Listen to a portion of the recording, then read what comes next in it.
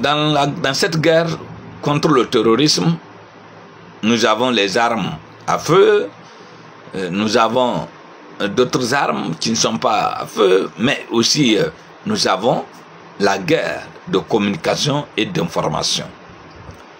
Nous voyons comment, de part et d'autre, des mouvements de désinformation envahissent les réseaux sociaux, envahissent certains médias qui se prêtent à ce jeu.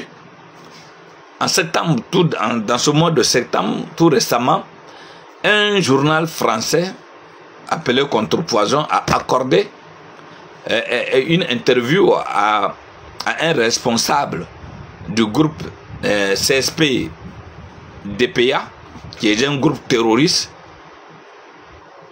le Mohamed Ramadan, qui est un des responsables de ce groupe terroriste, dans cette interview, a fait des révélations choquantes.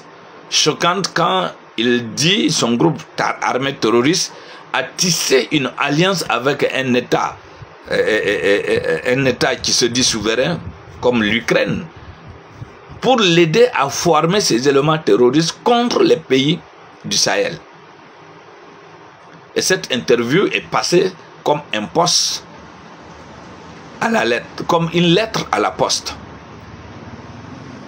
Et aujourd'hui, on s'interroge pourquoi les mêmes médias ne font pas la même chose lorsque l'armée ukrainienne est victime de bombardements ou encore subit une défaite face à l'armée russe. Ils se contentent de dire que la Russie a agressé l'Ukraine. Alors, l'armée ukrainienne monte en puissance et minimise les pertes dont subit l'Ukraine et que tout le monde le sait et voit ce qui se passe, la vérité sur le terrain. En mars 2023, France 24 avait aussi accordé une interview à un responsable d'AQMI, un groupe armé terroriste, Al-Qaïda au Maghreb islamique, Abou Youssef, un de ses responsables. France 24 lui avait accordé une interview et ce qui avait poussé l'État burkinabé à suspendre France 24 sur le territoire burkinabé. Nous sommes déjà à un stade où si tu choisis de tendre ton micro à un groupe terroriste, c'est que tu as choisi ton camp, tu es un média terroriste. Et si l'État dans lequel ton média est de droit légal ne réagit pas, c'est que cet État est complice dans ce acte terroriste que tu viens d'opposer.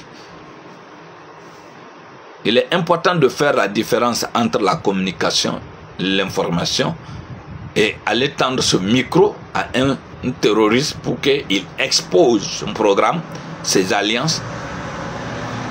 Et ces révélations qui ont été faites, qui nous permettent aujourd'hui aussi, c'est vrai, de comprendre que l'Ukraine fournit non seulement des armes, mais envoie des soldats pour former des groupes armés terroristes au Sahel, pour endeuiller les populations sahéliennes.